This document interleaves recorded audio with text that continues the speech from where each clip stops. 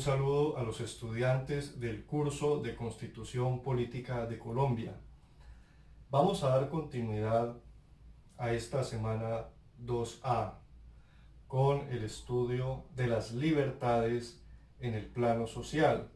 Voy a destacar algunas, por supuesto. Comenzaremos con el derecho a la personalidad jurídica. Hay que decir que este concepto es muy relevante porque se concreta en el reconocimiento que hace el Estado a las personas respecto de su capacidad para ejercer derechos y contraer obligaciones. Ese precisamente es el concepto de personalidad jurídica. El reconocimiento que le hace el Estado a una persona para que ésta pueda ejercer derechos y contraer obligaciones. ¿Cómo se hace este reconocimiento? Normalmente se efectúa mediante la inscripción de la persona en un registro. Si se trata de personas naturales, en el registro civil de nacimiento. Si se trata de personas jurídicas, en el registro mercantil o en el registro de sociedad, corporación, fundación que sea pertinente. Aquí vamos marcando entonces la necesidad de distinguir dos clases de personas: las personas naturales y las personas jurídicas. ¿Quiénes son personas naturales? Una persona natural es todo individuo de la especie humana. Por eso en el texto se menciona a las personas de carne y hueso, pero para decirlo de forma más elegante, todo individuo de la especie humana es persona natural. Las personas jurídicas son ficciones que la ley permite crear y a las cuales se les atribuye personalidad jurídica. Ficciones que la ley permite crear y a las cuales la ley les reconoce personalidad jurídica, como es el caso de todas las sociedades comerciales que algunos de ustedes van a ver en adelante, las sociedades anónimas, limitadas, las por acciones simplificadas, entre otras, las empresas unipersonales. Aquí también están las fundaciones, las corporaciones, las iglesias que también cuentan con personalidad jurídica, la Universidad del Valle, por ejemplo, que es un establecimiento público, entre otras. ¿Listo? Aquí, por supuesto, las personas jurídicas pueden ser de derecho privado o de derecho público. Todas las instituciones del Estado están aquí incluidas, las que tienen, por supuesto, personalidad jurídica. Vamos entonces a dejar claros esos conceptos y por eso en sus apuntes les voy a solicitar que por favor presentemos las definiciones de persona natural, persona jurídica y personalidad jurídica. Persona natural, persona jurídica y personalidad jurídica. Son tres conceptos que no se pueden confundir. Hay que tenerlos muy claros y muy presentes. Bien, vamos a continuar. El derecho, o más bien la libertad de expresión e información. Un derecho que por supuesto es vital porque es proyección del individuo en la sociedad. Y también tiene un alto contenido político, porque gracias a la información es como se puede hacer control. Es una de las formas de hacer control al ejercicio del poder político, solicitando eso que se llama rendición de cuentas. Pida informes, cómo se está gastando el presupuesto, cómo se han ejecutado las obras, qué tanto grado de avance tienen sobre las inversiones en salud, educación, etc. Entonces, la información es un activo social y político muy valioso. En esta materia vamos a distinguir derechos del emisor y derechos del receptor, quien emite la información y quien recibe la información. Vamos a decirlo brevemente. En cuanto al emisor, tiene amplios derechos. al punto que cualquier persona puede emitir información. El Estado no puede exigir título profesional ni tarjeta para ejercer el periodismo ni para informar. Todos nosotros, especialmente a partir del uso de las redes sociales, todos somos potenciales informadores, transmisores de información. Y mucho ojo porque con eso también se transfieren las responsabilidades de las que vamos a hablar más tarde. Bien, el Estado tampoco puede censurar contenidos. Se espera que los informadores sean quienes se autorregulen. Por eso en estas materias ni hay censura ni hay tampoco control a la libre actividad informativa. Quiere decir que es un campo en donde hay libertad de empresa muy amplia. Bien, por parte del receptor, es decir, de quien recibe la información, le asiste el derecho a que se le presente una información veraz e imparcial. Esas son las cargas del informador. Y aquí vamos a distinguir una cosa. Un asunto es opinar. Por un lado está opinar, emitir opiniones. Allí es un campo de mucha mayor libertad. Usted puede opinar lo que quiera, siempre y cuando no le haga apología al genocidio y ojalá tampoco a ninguna clase de acciones delincuenciales, pero la apología al genocidio, o sea, defender que se extingan o que se asesinen grupos de personas por sus características particulares, es un delito. Por eso lo resalto tanto. Fuera de eso usted puede opinar lo que quiera, no hay ningún problema, es su opinión y sus concepciones mentales nadie se las va a cambiar y nadie se las tiene por qué juzgar. Pero otra cosa distinta es informar. Cuando se está informando se están presentando hechos, datos que ocurren en el mundo exterior y por tanto a la persona que informa pues se le asumen las cargas de no inventarse las cosas, de no decir mentiras, de no plantear hechos irreales o no pasar interpretaciones personales y subjetivas como si fueran hechos de la realidad. Entonces, mucho cuidado con eso, por eso hay que ser veraces e imparciales. Tampoco se puede opinar sobre la conducta de las personas libremente. Perdón, tampoco se puede informar sobre la conducta de las personas libremente. Si usted puede tener la opinión, y allí corrijo lo que mencionaba, usted puede tener la opinión sobre sus amigos, familiares y vecinos, la que usted quiera, porque es su opinión. Pero a la hora de informar sobre sus hechos, usted no puede atribuirles ser delincuentes, por ejemplo. Fulano es ladrón, no podría usted escribirlo por ahí en un post de redes sociales, o que es un asesino, o cualquier otra cuestión criminal de esta índole. No se la podría usted atribuir si esa persona no tiene una sentencia judicial condenatoria que así lo establezca. ¿Por qué? Porque en caso contrario se estaría incurriendo en el delito de injuria y calumnia y puede meterse en problemas. Ustedes ven que los políticos mutuamente se hacen acusaciones, sobre todo los de izquierda frente a los de derecha y los de centro con todos, y habitualmente tienen que rectificar. Tienen que hacerlo, a veces no lo hacen de primera mano, sino cuando ya están afrontando un proceso judicial. Y mucha atención con esto porque esta clase de acciones, de mecanismos para la rectificación del buen nombre, se han utilizado también en contra de personas que han divulgado información falseada sobre otras personas en redes sociales. Bien, dicho esto, vamos a continuar con otros ámbitos de este campo de las libertades en el plano social.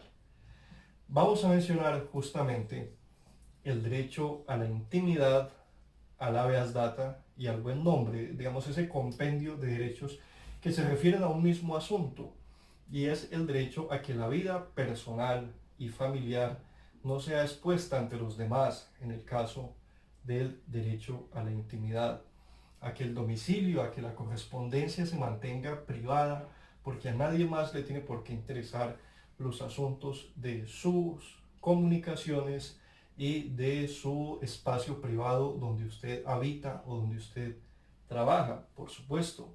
Esa información tampoco se puede estar divulgando libremente. Vamos a decir que hay algunos casos en los que la intimidad se puede restringir.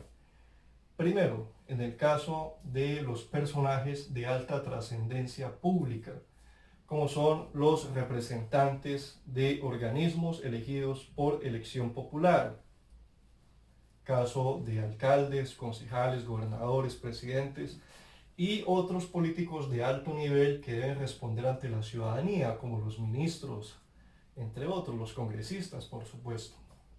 A nosotros sí nos interesa saber si los familiares de ellos están lucrando con el patrimonio público y por tanto es válido hacer indagaciones sobre la economía familiar de sus parientes.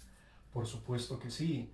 Y la moralidad pública de estos funcionarios tiene que ser del mayor nivel y por eso en la vida privada ellos no pueden comportarse como quieran. Hay que seguir sosteniendo un mínimo nivel de indignación moral y de, podríamos decir, de estatus ético de los funcionarios, así hoy por hoy eso esté bastante extraviado y en algunos muy lamentables casos. ¿En qué otro escenario se puede restringir el derecho de la intimidad personal y familiar? En el caso de que exista una orden judicial. Se está investigando una banda de extorsionistas a raíz de unas denuncias que se han presentado. Entonces la Fiscalía puede solicitar ante un juez que se autorice, por medio de esa orden judicial expedida por el juez, la interceptación de comunicaciones, de correos electrónicos, de líneas de teléfono celular, entre otros, y el allanamiento también a domicilios. Cuando digo domicilios me refiero a las casas, a los lugares de trabajo, a los sitios de residencia, entre otros. Claro, tiene que mediar siempre orden judicial. Muy bien, proseguimos con el derecho al habeas data. Habeas data quiere decir mostrar el dato. Ese derecho lo tiene toda persona respecto de su información privada y personal, respecto de sus datos personales. Todo individuo es el único autorizado para permitir que se incluyan sus datos personales en bases de datos, para que se actualice y para que se difunda esa información, nadie más. Cuando ustedes ingresan a la universidad o cuando adquieren servicios como los de telefonía, normalmente firman un documento de autorización de tratamiento de datos personales, en el caso de las cuentas bancarias y demás, en el que ustedes pues autorizan que se les envíen comunicaciones y que en caso de no pagar por el servicio prestado, se les incluya en lo que se suele llamar data crédito, comúnmente se conoce así, a esas bases de datos de deudores morosos. Bien, el habeas data se vulnera entonces cuando hay personas por ahí recopilando datos personales sin autorización. Esto suele suceder lamentablemente en el ámbito comercial, que se venden bases de datos personales para hacer ofertas, hacer llamadas, enviar mensajes telefónicos. Esto también pasa con las campañas políticas, los mensajes por celular, entre otros. Es una vulneración del derecho a la habeas data. Hay que denunciarlo.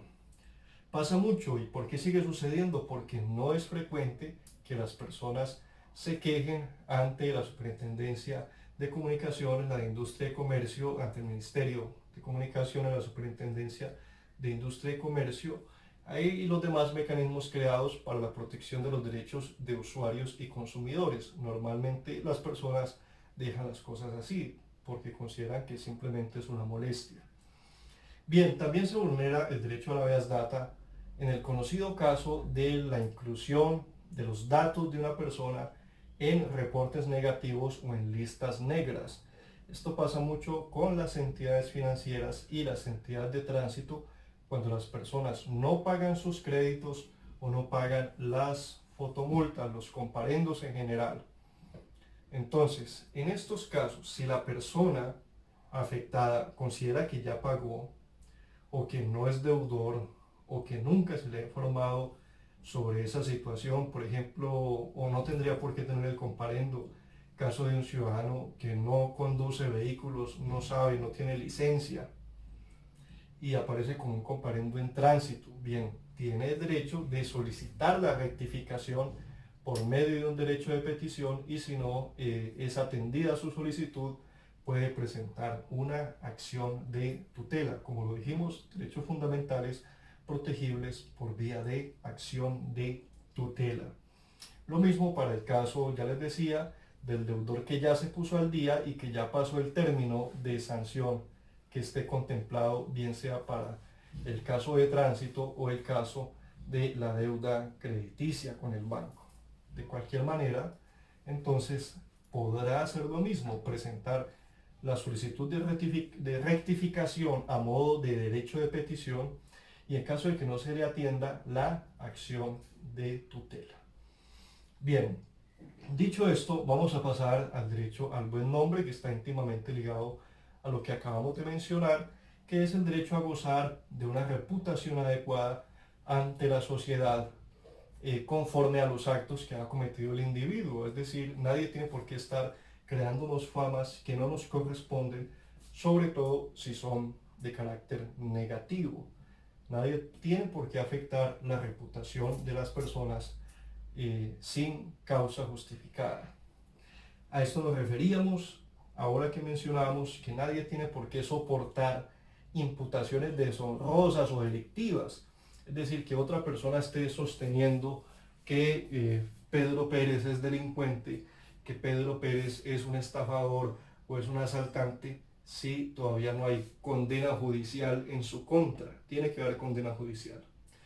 Por eso, insisto, la molestia de algunas personas cuando los periodistas dicen el presunto, el presunto.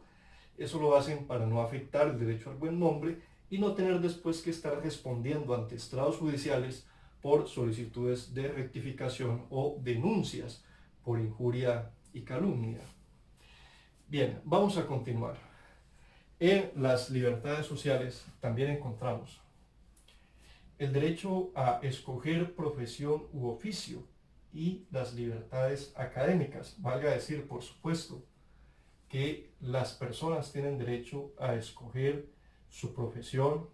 En Colombia, el Estado no impone la obligación de desempeñarse en un determinado trabajo, como sí sucedió, lamentablemente hay que reconocerlo y hay que decirlo, en algunos estados totalitarios en los años 50 y 60 de la década pasada. Estados donde lamentablemente las personas aún, incluso se sostiene en algunas partes de Cuba, con relación a Cuba, se sostiene que no pueden disfrutar de su salario integral porque hay una parte que deben compartir con el Estado, no por vía de impuestos como se suele hacer, sino a través de otra clase de restricciones.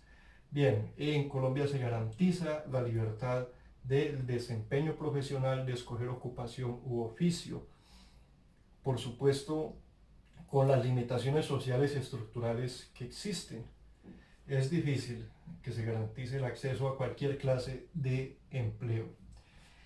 Este derecho se concreta principalmente en el hecho de que el Estado solo puede pedir títulos profesionales y tarjetas de acreditación profesional para funciones u oficios que tengan alta trascendencia y alto interés público, como es el caso de la medicina, del derecho, los abogados, de los contadores, ingenieros, arquitectos, entre otros. En el caso de ellos, por la trascendencia, la importancia social por el daño que puede causar si no se les pide esa acreditación, por supuesto se solicita título profesional y tarjeta profesional. Bien, para el caso de las libertades académicas, insisto, pues cada persona puede escoger su propio estudio, su propio campo de estudio. Los padres de familia, si quieren que sus hijos vayan a un colegio o una escuela de determinadas tendencias religiosas, morales, éticas, políticas, lo que sea, es parte de la libertad que se tiene.